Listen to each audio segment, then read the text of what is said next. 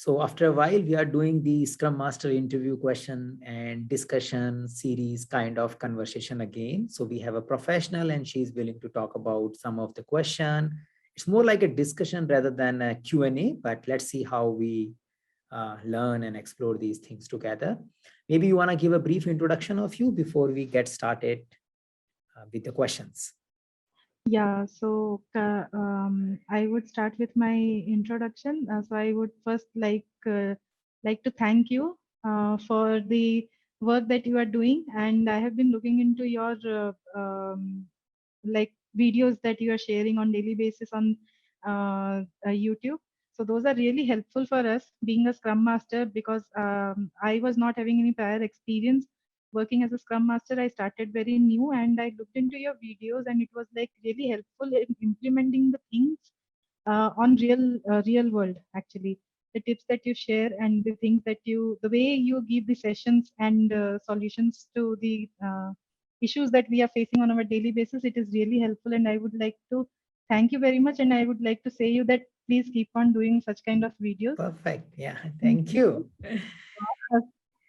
For the people who are not very much experienced, so these kind of sessions are really helpful.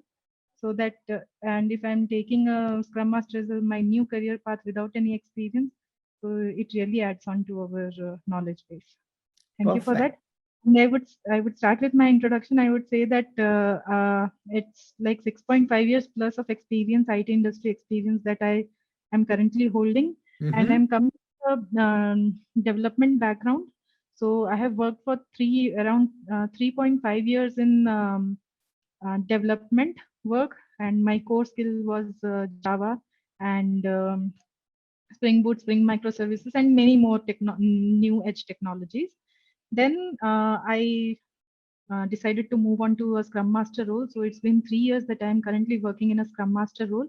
And recently, March 2022, I have completed my Scrum Master certification as well. Okay. So looking into your videos and all, I got motivated, and I have completed my certification. And I would suggest everyone to go for this kind of certification, because this really adds on to your skills, skill set, and how can you be a better mentor and a better coach. So those kind of things you will get to learn in these kind of certifications. So perfect. Yeah, good. Thank you for joining this call. Now let's start. Yeah, tell me what would you like to discuss today? So I would say, like, some of the questions might be repeatable for you to answer it, but what I would like to ask you is that few questions I have seen your videos. Those questions you have already answered, but those were like very much some other way of answering to it. Currently, now interviewers are seeing they want some new answers. Okay, sometimes we give those kind of answers, and they are like, okay, yeah, this is acceptable, we know this, what else. So some different approaches or some different examples, like point to point answers or point to point examples, if you can give me, that would be like really helpful for us. Might be some examples and we can try to add on from our own. By our own. Yeah, let's start. So I would start with the basic question.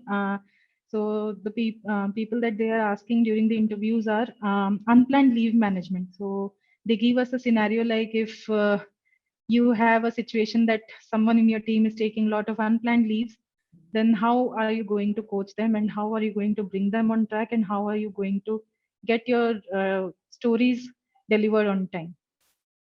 So I would say it's a people management thing. And it also depends upon who is that person who is taking unplanned leave. In fact, in our just recent the open house session also, we had this particular question. So how do we handle the unplanned leave? So if it is a once in a while, yeah, then the approach might be different. If the unplanned leave is derailing my whole sprint, then the approach might be another different. And if someone is doing repetitive behavior, then we need to do something about it. So let's probably look at one by one. So if we do expect, when we are doing our sprint planning, depending upon our environmental condition, there should be a planning of some variances. You can say that we need to do, depending upon how things have been happening because of the environment around, we can say that, yeah, there could be 2-3 such events where people may end up taking unplanned leave. So we need to have our contingency planning for that during our sprint planning also. So which means we may not full our 100% capacity. We may categorize that something can go beyond our planning and we should have a space or a strategy to take care of it. That's how we start from having a planning for some amount of unplanned leaves. The second thing which you can do is that if we, in our project management space, we have a clarity or a recommendation not to have a single point of failure. So which means we should not have a situation where things are only known to one person. The agile way of working always recommend doing things collaboratively and having collective ownership of our artifacts, be it a code, be it a user story, whatever we are doing, we should have a collective ownership. There could be some exceptions like a role like product owner or scrum master. If they are taking unplanned leave, then you may have a little situation which requires some more creative approach. But if your team members are taking unplanned leave or faces that particular situation, you should have a collective ownership which to mitigate that kind of impact. Yeah. So we can say it's not like that because of someone you are blocked. Definitely the loss of capacity is happening when someone is not available, but it should not get converted into a situation where you are blocked. Yeah, you get slow. That's perfectly true, but you should not be get blocked. So as a scrum master, you should promote the collective ownership principle or the idea really get implemented. People have a good amount of sharing with each other. Yeah, you're right in this case. I think most of us try to answer it in this way itself. But what the interviewers are here looking for are like some proper steps. We know that in a Scrum framework, we look for T-shaped engineers and cross-functional teams, but we know the ground reality that no team can be cross-functional in 100% of time, we would say. So in this case, like how would you approach it? If so we spoke about two situations here. So one is that we plan for unplanned situations in the beginning. So you have some contingency. That's a clear step. You don't plan 100% of your capacity. The second thing is you reduce dependency on people. Now you can't reduce 100% dependency, but you should reduce dependency on those cases where it is possible. And hopefully where the dependencies are reduced, there the probability of unplanned leaves are more. If you are dependent on someone, that's a risk. That's a risk, and you should ensure that that portion is very well planned in a sprint planning. So if there is a one person who is the only one who can do the job, then I probably need to do a 50% planning only for that guy in a given sprint. Yeah. And we need to do a retrospective to find out how can we resolve it. I believe irrespective of Scrum, even in a pure project management space, we have to take care of it. It is nothing like the Scrum team has to be cross-functional.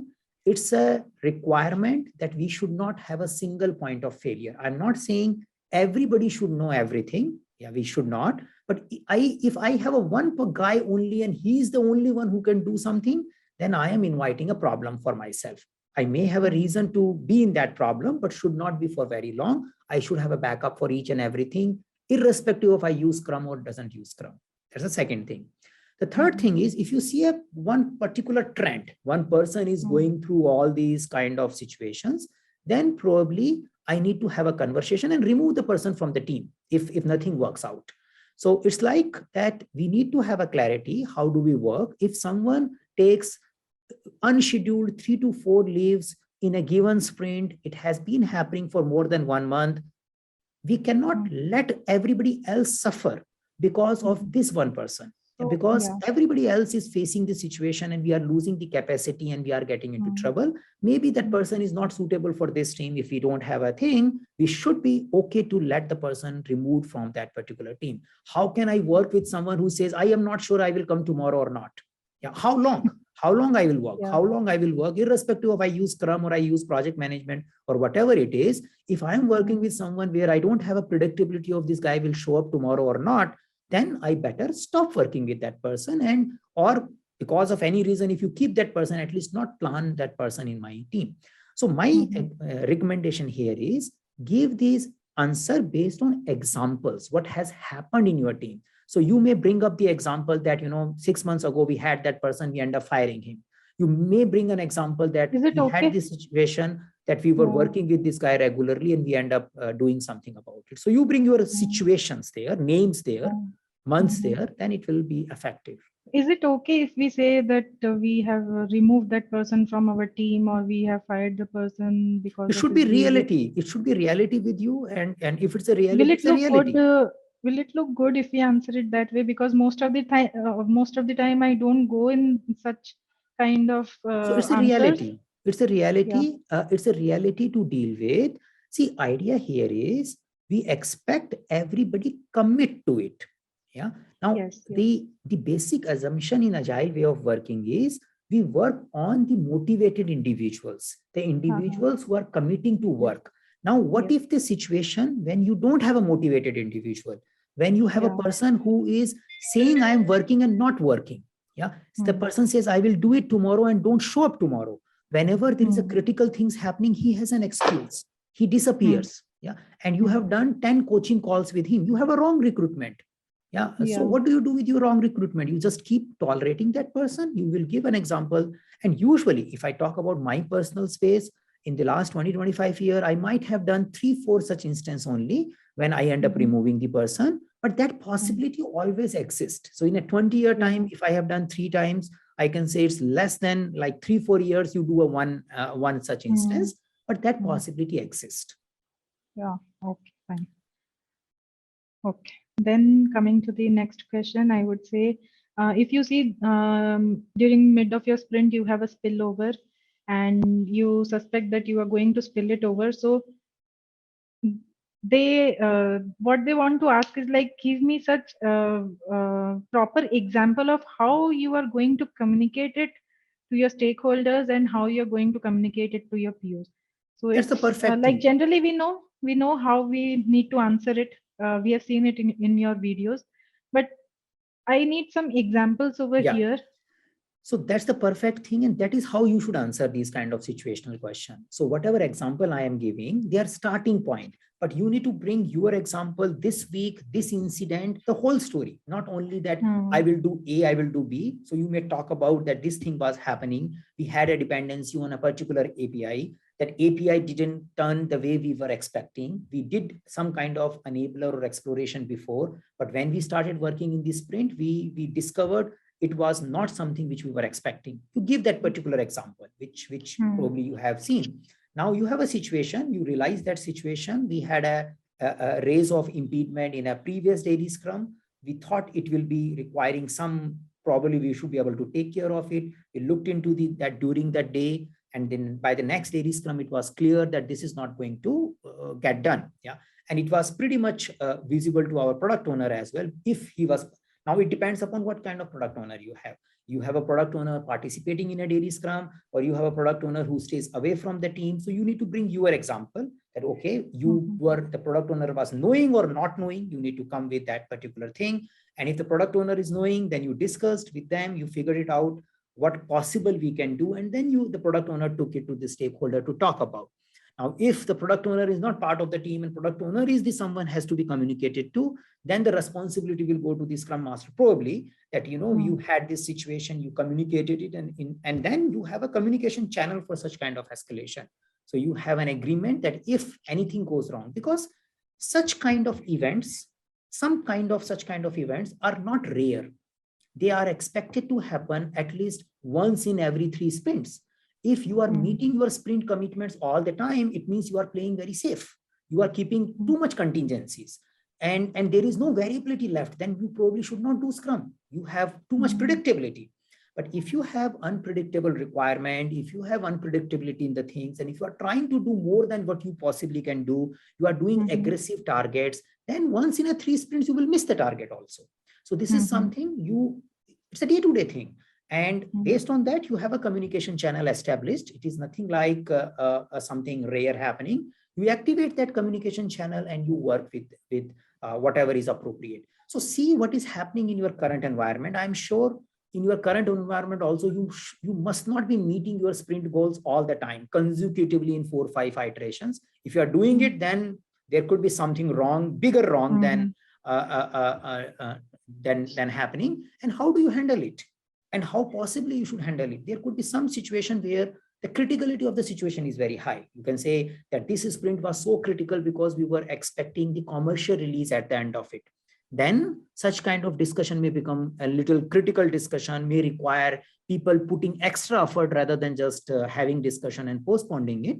But there could be other areas where the criticality is not high, and you have these kind of conversations all the time. So see what is your current communication plan, who are the current stakeholder, because any interviewer will first ask you who are the player in your team. So if you have plotted your Scrum team already, you said that this is a product owner, he works in this way, this is the situation, this is how it is, and you have your whole story. And inside that story only this situation should fit.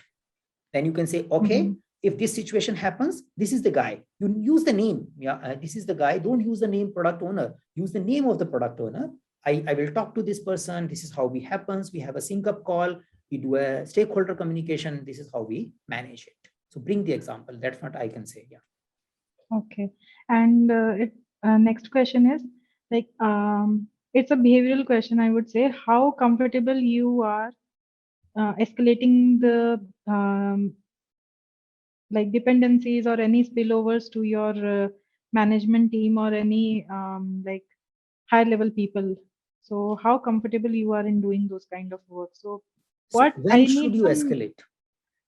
yeah, so it's like we know the best way of answering it, like these kind of things.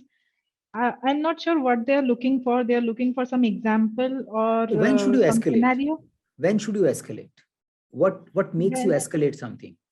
yeah, when we see that, okay, when we see that we have tried our best being a Scrum Master, we have taken through all the points and we have tried our best to tackle an issue, but now it is completely going out of our hand, and we need management people to come over and take over the issue, and they are the best person And to are the resolve it. people who are getting this escalation happy with your criteria? Whatever criteria you are sharing, they Correct. welcome that. If that criteria get met, better you come Yes. to me. Don't spend your time. Yes. Yeah. Yes. So Exactly. if Exactly. Yeah. the person you are escalating is welcoming your escalation, and if you are also clear about your escalation, then more or less you are right. If you want to focus on systematically, you can have a working agreement. You can say that we have a working agreement when a situation qualify for escalation. Until the time that qualification is not met, we have to resolve it. So probably the things could be that it's been more than 5 days and we are unable to resolve it. Yeah, so this has been in agreed, and our stakeholder wants to get this thing escalated because they don't want me to wait for any single hour if it is waited for 5 days already. Yeah. So try to make it a little bit more crystal clear. If the issue relates to some vendor's performance, if the issue relates to some commercial contractual activity invoicing, it has to be escalated immediately. So you can say we have an escalation plan, we have an agreement between our stakeholder and us when to escalate something, and you need to, maybe you don't have right now very concrete plan, but you need to prepare that in mentally or on a paper, that there will be few things which requires immediate escalation. Someone decide to resign today. Should you escalate today, or should you just keep the resignation with you for a while, and then after 10 days you should tell the boss that this person has already resigned. So we do things differently. Yeah, but if some dependency or technical issue is not resolving, and it's been 2 days, you will go and escalate to a sponsor will, or the person will say, what do I do? You are the technical guy. You guys have to resolve it. Why you are telling me that we are stuck in the technology? Yeah. So you need to have a levels. What is the type of issue? What is the tolerance level? When a particular thing qualifies for escalation, and whenever those event happens, as per that decision making criteria, we escalate. Yeah. Now, in many organizations, it goes knowingly, unknowingly. There are unsaid rules and people are following it. In a complex organization, it's better to be communicated and agreed upon when something qualifies escalation. Okay, fair enough. Yeah. Then coming to the team performance, so there are various ways in which by which we can measure our team's performance, how they are performing. So what are few metrics that you are taking into consideration to see how your team is performing? So I usually ask that you should have some team assessment framework in place. If you are not experimenting it right now, better you do that. And one of the thing you can start with, basic thing you can start with, is a Spotify team assessment thing. You can just Google it. There are some 5-7 parameters, something related to quality, something related to delivery, something related to happiness, and you can take the assessment on a regular basis. So that's a one thing, and you can try it out so that you know what you are talking about. So that's a thing. I believe some kind of assessment approach is a good. Now, from a generic project management perspective, the team assessment could be a formal, the team assessment could be informal also, where you can say, I don't have a concrete data, but I know how my team is doing. Yeah, that could be an informal assessment as well.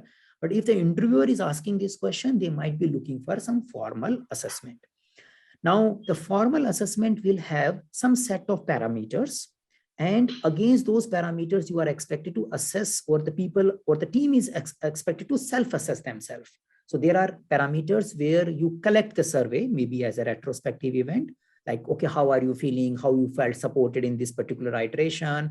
How is the overall quality? There could be a survey kind of questionnaires also. There could be a concrete data like your velocity information, your defect information, your rework information, how much amount of rework has been generated in a given iteration, or your customer satisfaction indicator, what was the impact of a last sprint, meeting the sprint goal, aligning with the stakeholder. So depending upon what kind of work you are doing, you need to come up with, I would say, around 5 to 10, like not more than 10, but less than 5 might be too less. We just say I monitor velocity, then it may become just single dimensional view.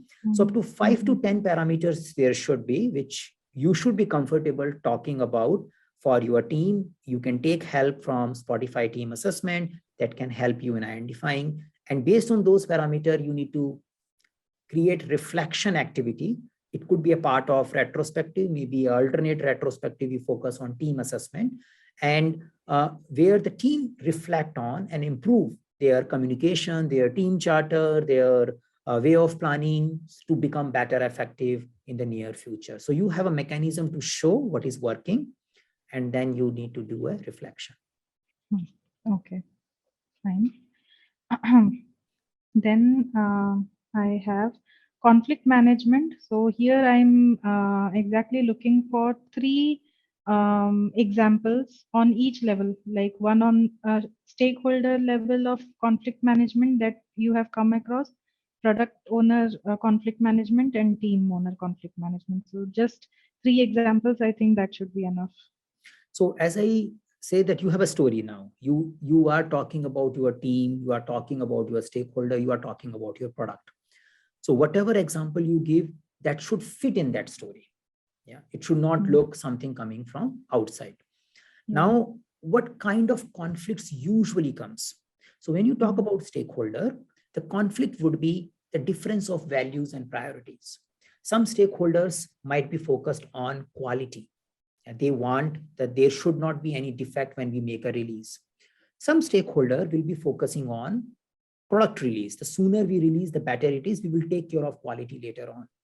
And that's the conflict. So many times when you are doing product way of working, you end up having these kind of discussion whenever you are targeting to make a commercial release.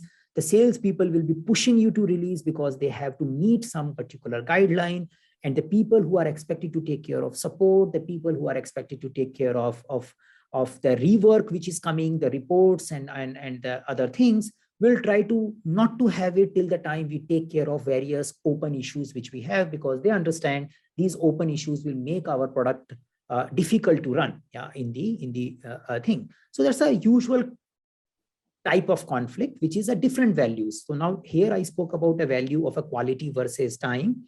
There could be other values which is based on features. Someone look for a support feature which can make my job easy. Someone is looking for customer oriented feature which can make the customer job easy or sell their product easy. So the sales guy may want to prioritize the product feature which can help them in selling it well. The support people may want to create a log which can help them in diagnosis the problem faster. And we just have a one iteration. We need to find out which one will go first. That's a conflict. Yeah.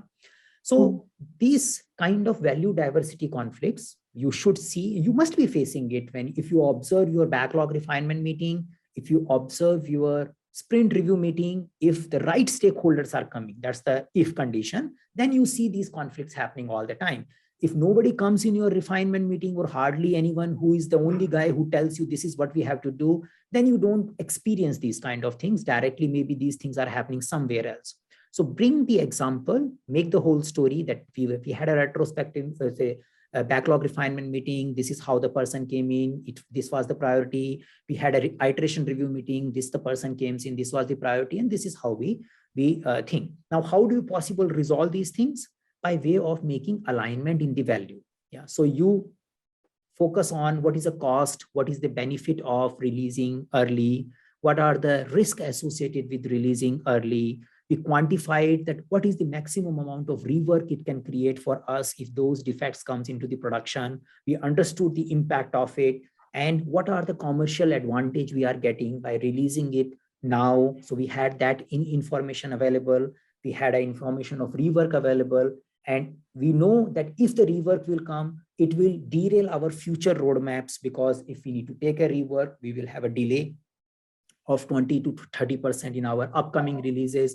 Is it acceptable to the stakeholder of our sales? So we took that particular agreement by way of showing what is the consequences of a particular decision. The salespeople understood that yes, it is important to wait, because if they do a release, then their future release will get impacted. That could be a one agreement. The another agreement could be the quality people accepted that first release has the maximum financial impact. It's okay if the second release can delay it because we have satisfied the customer at one level, and afterwards we will do gradually things later on. They understand, they had a common agreement. Thanks to the open and fair discussion, we resolved it, we agreed to release or not release, and then we moved forward. Okay. Yeah. So similarly, you need to come up with now with what can go wrong with the product owner. So product owner, we need to see the role. So product owner role might be focusing on more business values, and the technical person. So specifically, that's what I'm just, I just wanted to give you one precise example maybe that you can think of currently, so that we can understand how to frame our answers based on our situations. Just a few examples would be enough, I would say. So I think I think I've given two, three examples already. Yeah. So those were based on stakeholders and POs, I guess. So I was also looking for team management, team level of conflict. So what kind of a conflict you can have in team? It can be anything like maybe taking like unscheduled leave. Yeah. Yeah. I don't want to like to work with that person. Two-person, they are already in conflict, and how can you handle that? Yeah. Conflict of maybe story estimation. One is saying I have. That's a small thing, because that can be handled with open conversation. So see, conflict, basically, you should bring something little more serious. So one is that one person is taking leave, took leave in the last iteration. Now, I don't want to work with this guy. I want him to be working separately, and I am not willing to collaborate with him because he has made me work more in the previous iteration. So that could be a one conflict. The another possible conflict is there is a new interesting area and two people want to work in it. Yeah, both are saying, I will work on it, I will work on it, and they are not willing to let that thing go to someone else. Yeah? So asking for better work. Or there is a support activities involved. Nobody wants to take the support activity, and they keep blaming to other person. And there is a one guy is expected to take it, and this person is saying, I will not going to do this month support activities. Yeah. So we have a conflict because there are two possible people who can do it, but both of them are saying, I am doing serious work. You are doing less serious work. Why don't you do it? Yeah. So these are the possible examples. Now, how do you handle them? By way of improving your working agreement. Like, okay, if we have to handle a support activity, do we have a mechanism to rotate it? If we have a complex work, how do we decide who does what? Do we have a working agreement, improve our team charter to handle it, improve our definition of done in case if it's a letter related to completion, handle it, or make people understand each other's perspective, because one person was coming from different culture and the way he was speaking creating confusion. So we understood his perspective and we improved our communication with him.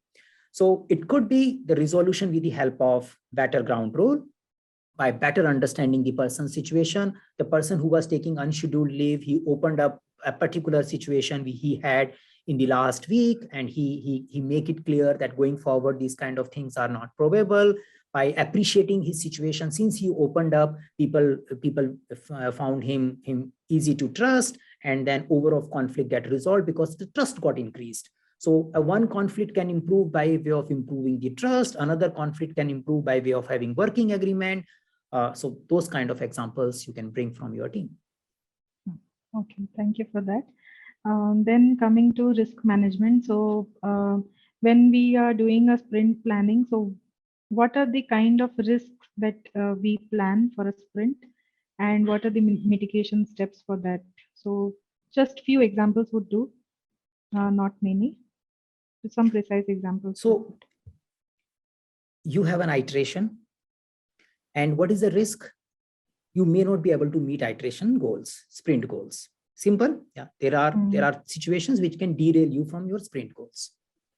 Now, unplanned leave, one risk. You spoke about what if someone will take an unplanned leave. Yeah. So how do you mitigate that? Because if someone takes an unplanned leave, you will be in a situation. Yes. So the first situation which you spoke about takes care of it. One possibility is you add contingency. Another possibility is you have someone backup taking care of it. You have a one risk clearly understood. The another possible risk could be in case you have a dependencies in your sprint, and if those dependencies are not taken care, you have a situation at hand. How do you handle it? You probably want to do more proactive agreement with those people who are expected to meet your dependency and want to have a more clear-cut tracking of it. You need to see, does it relate to your project or a sprint situation? You should not be making an unnatural case here. The third situation you only spoke about, what if we realize that this sprint will have a spillover, which means our estimation found deadline error prone. No, you are doing a sprint planning, but you found your estimation done in a sprint planning were not right. Yeah. So it means you are doing a sprint planning with less of knowledge. So you had you have a user story where you don't know much about it, and you end up into a situation where you could not meet it. So that's another risk, that our knowledge about a user story or about technology may found insufficient when we start running this sprint. That's a sprint risk. How do you handle it? Maybe you do a good backlog refinement, so you have a better understanding of the user stories so that you can plan them better. That could be a one kind of a mitigation you do by way of definition of ready or something, or you have a contingency, or you have a stakeholder warning that for these two stories, we are targeting it, but we have an issue because we don't know much about them. We think we can do it, but exact thing will be known in few days. You may do early spikes to find out, can you really do it or not? So you might have some flagging or contingency around the scope where you know that these things may work or not work. So from your examples only, I think these 3-4 risks came. Yeah. And also here, in what interviewers will ask that, how do you, like, the risk while planning. So how do you maintain this kind of risk? Like I would, most of the times they would give you an example, like, do you document it somewhere, or do you have a template for it that you have designed for your team? So I know we, how your based on organization different teams, operates. So you based need to on see different teams, we have different kind of templates. So most of the times, what exactly I'm trying to say here is, I know different teams will have different ways to produce their templates and all.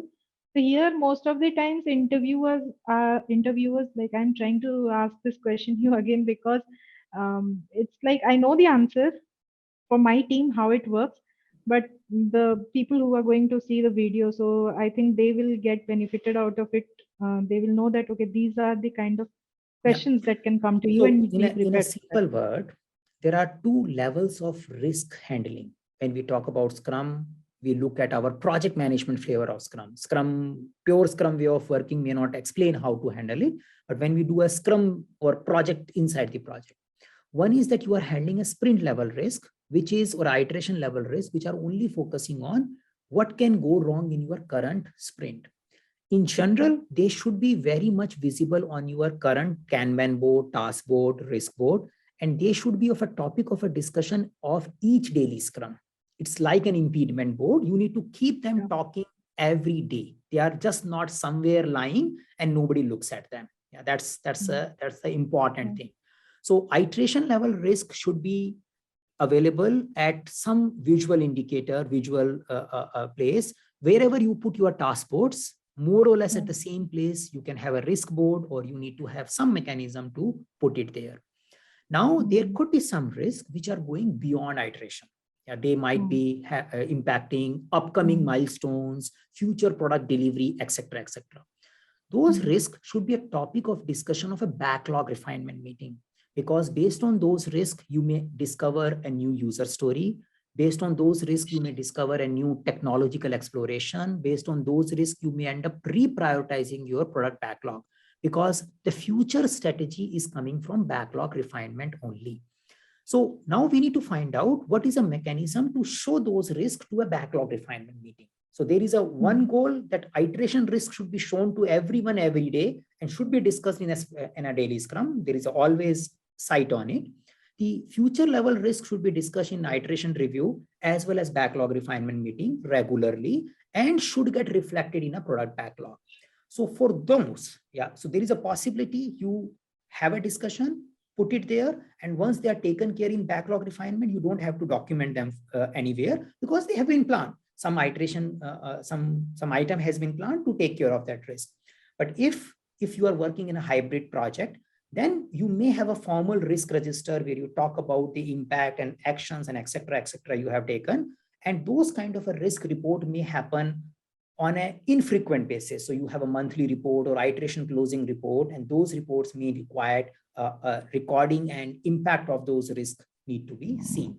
So for those things, one can use risk register if it is needed. But in general, in agile ways of working, the current risk should be somewhere on hands-on. The future risk should be in a product backlog, or the impact of future risk should be on a product backlog.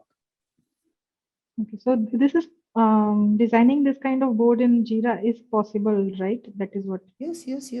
There should be a mechanism to show the flag the issues and all. So there are mechanisms to add labels that, okay, so you have a item, you can add label to it, what kind of possible issues or dependencies you have on it, or risk you have on it, you can add that information. So it remains always visible that, okay, I can see there are 3 tasks in my Jira has a label related to risk.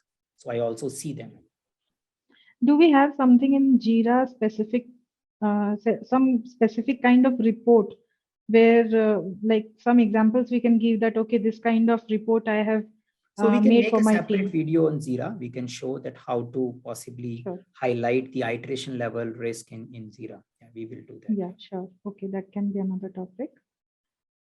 Okay, then some technical questions I would say, it's like one question I recently got is like, what is invest? This is an abbreviation in I'm not sure. It's a simple thing. So it's again, it's a knowledge-based question. It is not a situation-based question. It's an abbreviation, which is a good quality user story should be invest. Yeah, so it's called independent, negotiable, valued, estimated, and testable. So it is just that any story when it becomes small, it is expected to be invest. Yeah. Okay. And how do you define a healthy your healthy backlog? How do you define it? What is a healthy backlog? How does it look? So that's, again, you need to come up with the definition. So now, again, there is an acronym which can help you, but you need to better, depending upon what kind of interview you are going, you can give an acronym which is called deep, detailed, emergent, estimated, and prioritized. So these are the 4 characteristics which should be there in the product backlog if the guy is looking for something like this. Else you elaborate the story rather than giving these jargon. So deep talk about detailed appropriately means the items which are expected to come in a near term, they are elaborated well. The items which are coming in a future term, they are elaborated less. the items should be estimated sufficiently depending upon where they are. They should be emergent in nature, which means the backlog is changing at least 20% every iteration, or in some cases more than 20% as well.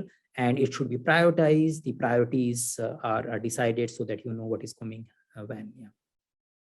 Okay, then what is persona? So that's a product management question. So it's a tool to connect with your target customers. So we call it user personas, empathy mapping. So they are kind of PO questions, but definitely the Scrum Master should know it as well. So it's like creating a hypothetical character to represent your target customer segment.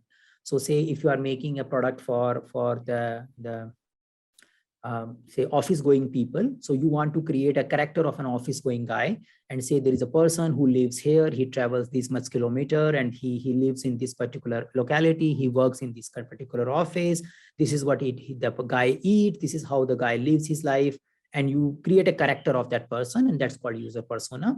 Why you are doing it? Because you try to make your team member relate to a person whose problem your product is expected to solve. Because till the time you don't even know whose problem you are solving, what are you working on, what is, you know the user story, but what is that user, who is that user, do you know that user? So it's a step which should happen before you even think of a user story. And we should have a clarity of a persona so that we know a particular traveler, office going traveler, now you have that view in your head, is needing something which your application will solve. Okay, fair enough. Then next question is, what is WSJF? So again, we have a detailed video, a 24-minute video explaining you WSJF. It's a safe concept. Just in a short. Yeah, it's a safe concept which helps. It's a prioritization technique which is used at a program and higher level, program capability and epic level, not at a user story level. It's a prioritization technique which is used at a program backlog and portfolio backlog level. Okay. And sometimes like they also ask, like you're working in an organization where SAFe is in place. What is the level of SAFe that is being implemented in your organization? So this is what sometimes they are looking. Yeah, so it's like on portfolio level or program level. Yeah. So there are 4 SAFe configurations: essential SAFe, large SAFe, portfolio SAFe, and full SAFe. So they are looking you to tell which particular configuration your organization is using. Yes, yeah. So we need to be prepared for that as well.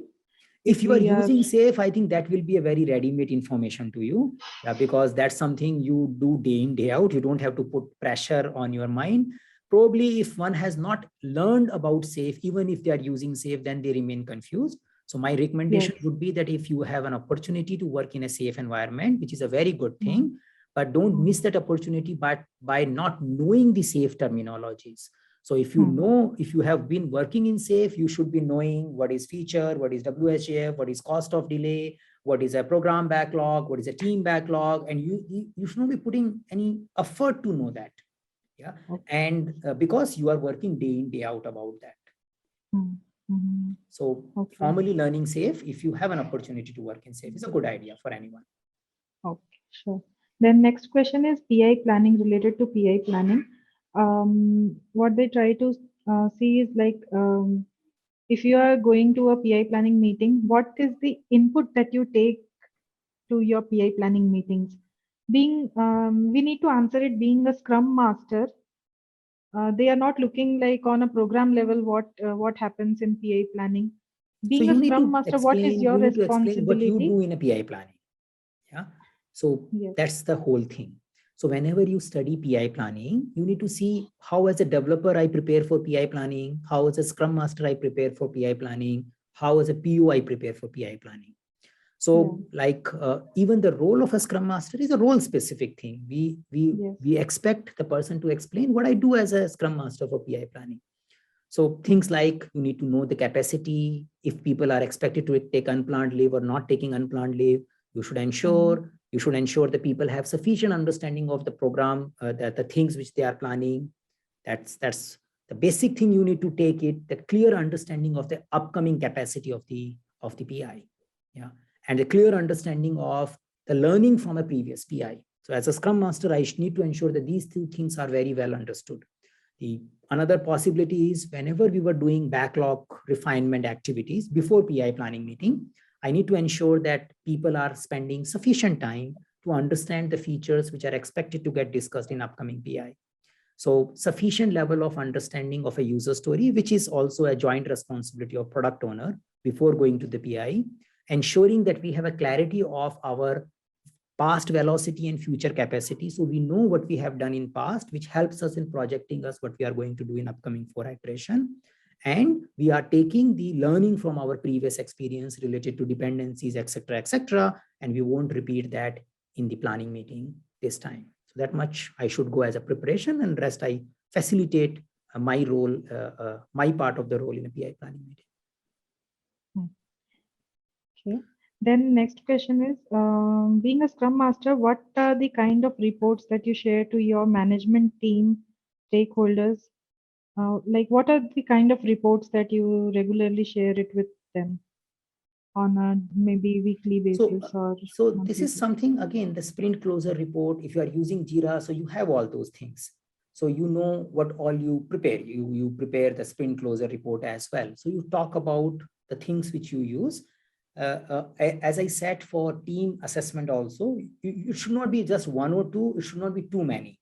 So maybe you need to talk about the 5 to 10 areas which you need to focus on. So matrices and KPIs, like it could be velocity, burn down, focusing on the lead time, cycle time, whatever the type of nature of work, the open dependencies, which has not been resolved. If you are focusing on PI space, then you need to have open risks also, because they are going to run for the whole PI, not for just 1 iterations.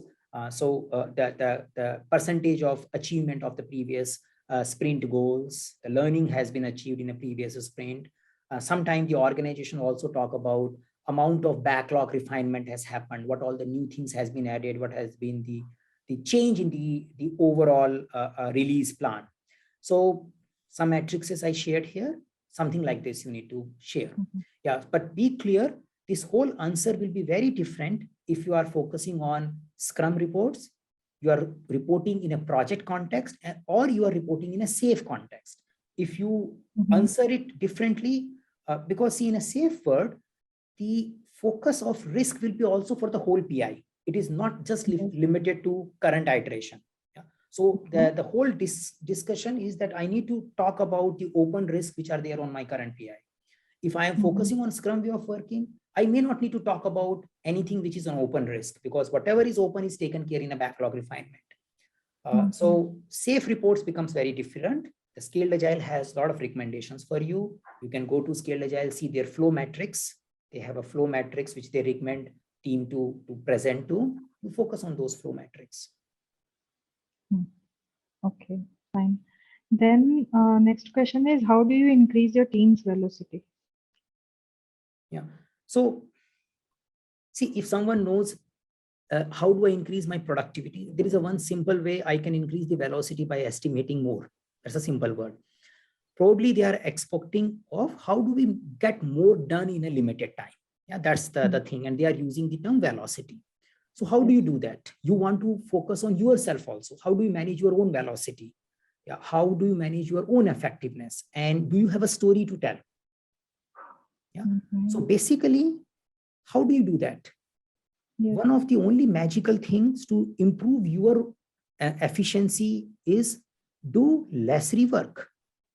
Focus on high priority things. Yeah. Don't wait for someone else.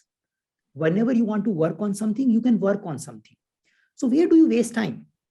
So many times you waste time for waiting for an input. Yeah. Many times you waste time by doing something wrong and then correcting it. Many times you waste time when you are not capable of doing something and you are trying to do something. You are learning something. Yeah. Or you are doing something unproductive.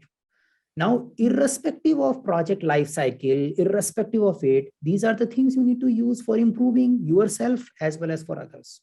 So as a team, we need to reflect on how much work we are adding by way of adding defects, how much work we are creating for ourselves. Should we stop creating work for ourselves? Yeah. How can we do that? Defects. how are we creating work for each other? I do something which makes someone else do extra work. How can I reduce that? How can I automate? If I am doing something which is a repetitive in nature, how can I automate that? How can I ensure that I don't end up waiting once I start? Which means I need to ensure my backlog, my dependencies are already clear. So when I start, I will just do it. Yeah, I want to make sure that things get ready before that. Yeah. So by continuous learning, again, there is no one approach, and these questions and answers will keep changing every iteration. You may think you know your current rework. After some time, you will realize that there are other reworks also. So quantifying rework, removing rework, or improving on a rework on a regular basis, quantifying the gaps in the skill, identifying those gaps, working on improving those gaps in the skills, identifying infrastructure limitation, working and removing those limitations helps you to become faster. So you need to pick something which you have been doing in your environment. Then next question is like, you have a spillover of in your this sprint. Okay, so why is it okay to spill over your stories? And if you're saying that no, we need to minimize our spillovers and all, why do we say that spillover is bad? Why is that so? So we need to Can't we see have that is it happening in your, see, we need to bring it to a reality rather than just keep talking in a generic word. So we need to bring what happened. You had a one particular user story, you end up taking it to the next iteration. But for the next iteration, your stakeholder were already expecting you something to do. So now they got little disappointed because you had 30% work coming from the previous iteration only. They actually wanted you to work on something else, but you are unable to do it. You are committing yourself to something which is making us less flexible. So I want you to change the priority, but you cannot change. You are working on something past. Yeah. So this question I have asked in a direct way, but generally the way it was asked to me, it was not directly in this way it was asked. It just came out through some discussion and it came out in some different manner. So I just asked it differently over here, but I just wanted to highlight this point because they will ask you questions in such a way that you will be like in mid of something and you will not understand what they are wanting possible from you. see, each interview is unique. We can't have a script for it, and each discussion or the answer is also unique. Giving a same answer may make the person satisfied. Some person may get dissatisfied by the same answer. So predicting how the flow will go of a discussion is a dynamic thing. You need to figure it out at that place only. You can't script it. So depending upon what is the intent behind the question, what is the history of the conversation which we are having here, and we take our answer. Whenever we answer, we need to see the history. Yeah. So say someone has already spoken about unplanned leave and now talking about risk. I need to bring the unplanned leave here. Yeah. So depends. Yeah. And we talk about, if say you plan to do something this month and your objective get shifted to the next month, is it good or bad? You will say, oh, I am stuck now. I can't do something new. I had planned for my next month. I wanted to change the job this month, but now this has been spilled over to the next month. The people are not saying yes and not saying no. You are blocked. Yeah. So you don't like spillover. Say you gave an interview at one place. They have not given you yes and no, and they have postponed it to the next month. Yeah. So that's a spillover. Yeah. So what makes you, it blocks you, it takes you makes you a little less flexible to take decisions to high priority items. Now something is coming, you are not sure should you take it or should not you take it, and that creates a lot of rework. And sometime in a real project environment, you need to explain also to the people why the spillover is happening. Yeah. So that itself consumes a lot of energy, and it also reduces trust from people. They will say, you know, these guys, they say something but they don't do anything. Yeah. So it has a future commitment problem as well. So not meeting commitment has a lot of problems. Yeah. Correct.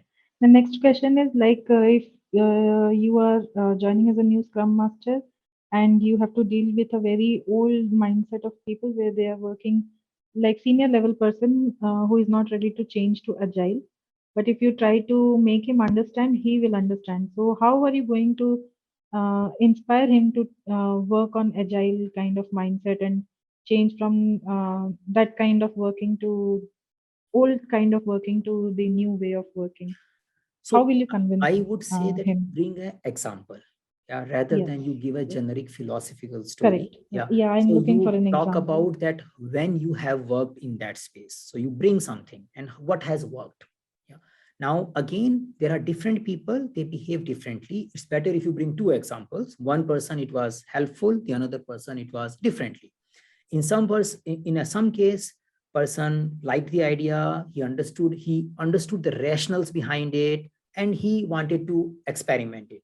There could be another situation where person was not interested in knowing it, he was not looking the rational reasons behind it, and he wanted to have his own style, and you created his own style for him, and you had a mechanism. So you had a Scrum team working with a non-Scrum interface, but you handled him through with the help of interface also. So there could be all those kind of situations where, or there could be a third situation where you are trying to work with them and the person left the organization. So in my experience, all three has happened. Sometimes people adapt, sometimes we need to adapt for the people, and sometimes people disappear. They say, this team is trying to change me and I better don't Mhm. work here. I'm going somewhere else. I don't like what these guys are doing. Yeah. Yes, So so here the interview is trying to understand what are the steps that you are going to take to convince him. yeah. So in these three situations, what all steps you have taken, you explain those steps. Yeah. So how do you, what are the change steps in general?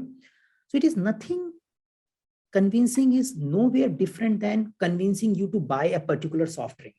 How can I Mhm. make you buy a particular soft drink which you have never tried?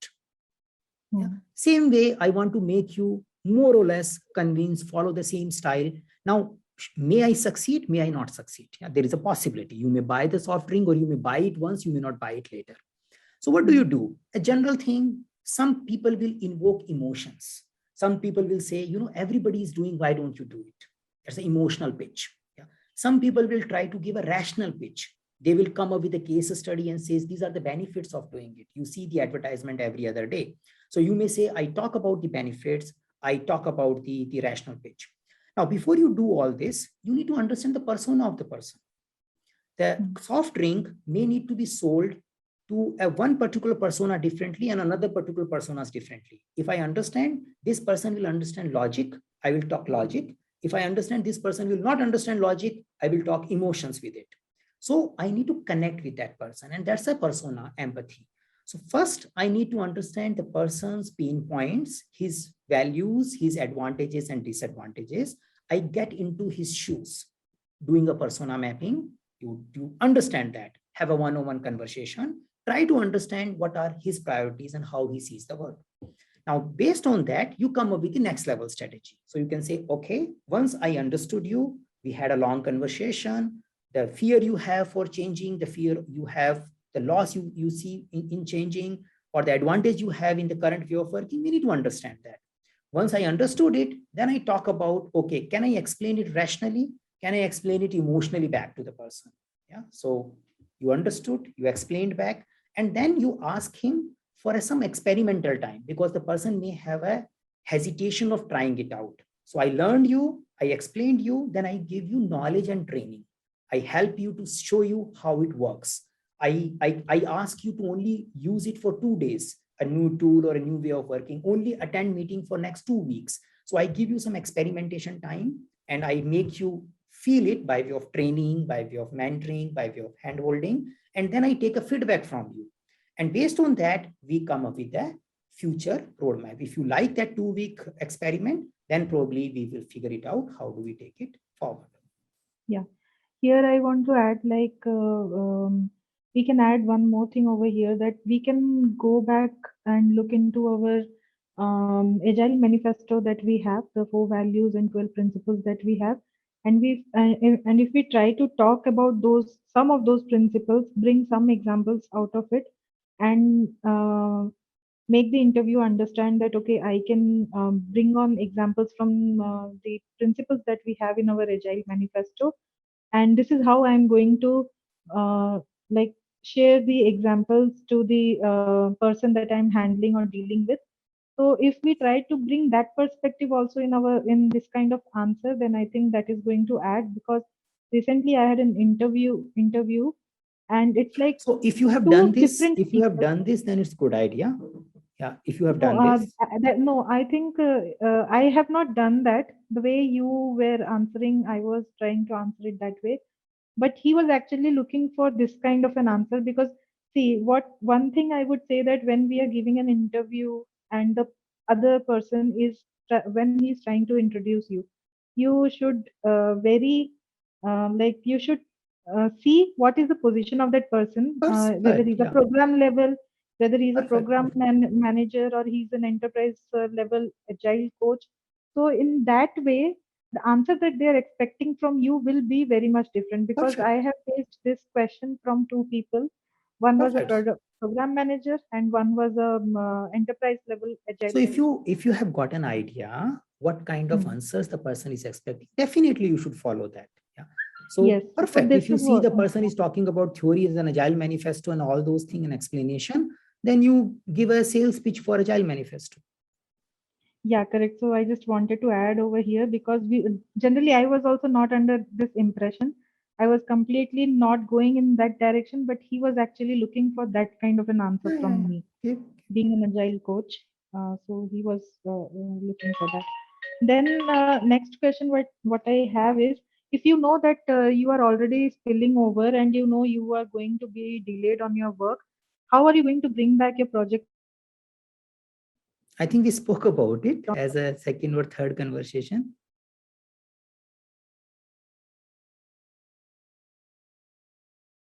No, like, how are we going to bring it back on track? Like, what will be the major steps for us to So you handle the bring it back? spillover communication, making it back. What is the reason of it? Yeah. So because see, if someone knows this, then this problem is solved. So, but if you have an example that there was a situation and you can bring it back, so what worked? Yeah. So you might have reduced some rework, you might have taken some prioritization decision, you might have taken you might have taken some external help, those examples. So definitely you want to resolve the spillover before it becomes a spillover. And if it is not getting resolved, then you need to communicate to the right people so that they can take a decision. Mhm. Yeah. Okay. So in a project management term, we use a term called workaround. We will apply workaround and Yeah. see if we can take care of it. But these are very generic thing. Yeah. If someone is asking you, then you need to give an example and say that this happened in my team. Sometime we were able to take care of it with the help of these kind of workaround. And there were situations where we were unable to take care of it. You should not be Mhm. projecting that you can take care of spillovers all the time. Then why you are having it if you can take care of all the time? Mhm. Correct. Then next question is, what is a Racy metrics? I know this is a project management level of question, but sometimes there is some different expectations So it's a of the RACI organization. matrix. So it's a tool to identify who does what. Yeah, it's a mechanism of. So if you say RACI on YouTube, you will definitely find these tool specific questions. They are not generic thing. But if you are finding these kind of questions coming frequently in your interview, then I recommend you to doing a PMP certification, because there are many other things other than RACI also, which might be Hmm. coming in your Scrum Master interview soon. Yeah, at some Hmm. point in time, because there are different expectations. So Hmm. RACI is a mechanism of clarifying roles and responsibility at an initial level among the stakeholder and the team by way of identifying which activity, who is responsible, accountable, consulted, and informed. Okay.